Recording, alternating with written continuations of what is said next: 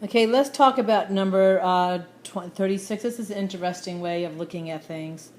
So we have 25% of the women and 22% of the men would answer yes to a particular question. So what they do is they do 100 simulations of the women and 100 simulations of the men's, and they subtract them and they got all their answers anyway. If we have 100 women and 25%, that's going to be 25. And if we have 100 men and 22% answered, that's minus 22. So that's 0.03, that is 3, right? Or 0.03 if I go decimals. That should be my mean. All right? So which one of these has a high bin at 0.03? Well, this one doesn't. Okay, 0.03 is, that one does. 0.03, that's going to be down here.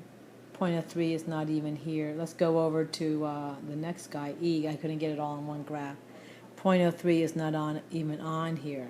So do you see how the answer is B? This is a good question. Okay, so let's look at number 37. And remember, is the R sample minus the truth, and it's going to be P times Q divided by N, and you take the square root. Okay, so I think we all agree that N is 300, so we know it's not E. So the deal is, which is the truth? Is it 22 or is it 27? So we have to say, what is the accepted truth? Well, the government says the truth is 22. So it's going to be minus 0.22, so this has got to be 0.27, and so this is going to be 0.22, and this is going to be what, 0.7787? I'm tired. What's it going to be, 78? Yes, 78. I'm tired. Divided by 300, and you take the square root, so that's going to be B. Okay, let's do 38. I don't know why they make the last ones more wordy or more difficult. You get fatigue after a while. All right, so if my p-value is 0.08 and alpha is 0.05, then that means we fail to reject. And if we fail to reject, that means we keep HO. All right, and so, but what did we know? We tested to see that it is less than, and because we didn't get it, there's not convincing evidence that it is less than, so the answer is C. Okay, so this is interesting. What they're doing is that they're flipping a coin to see who they're going to ask about whether or not the cafeteria food is good.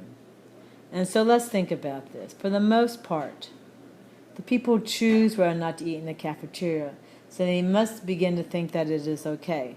So you read all of these guys, there's bias involved in here, so is B.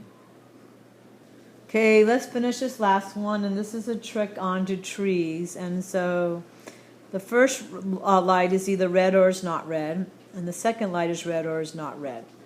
All right, so what do they tell us here? That the probability that both red is 22%.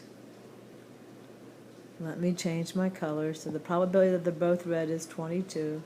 And then the probability that the first light is red and the second light would not be red is 0.33. Okay, so all they give us information about the first light being red. So what if I was to add 0.22 plus 0.3, that's the probability that this guy is red. So this is 0.55. So if we know that guy is red, then the probability of not being red is going to be 0.45. Right? Because these have to add up to 1.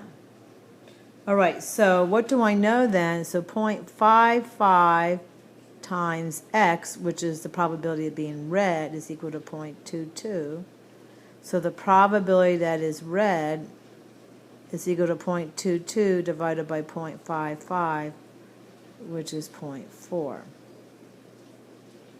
Okay, so if this is 0.4, that this is 0.4, and if this is 0.4, this is 0.6, and this is 0.6. All right, so to find out the probability the first guy is not red, but the second guy is red, is 0.45 times 0.4, and I get 0.18.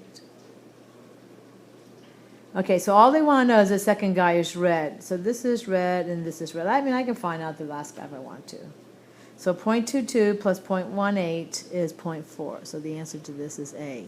That is a very hard one for the last one. But at least you see it. Maybe this will help you solve something.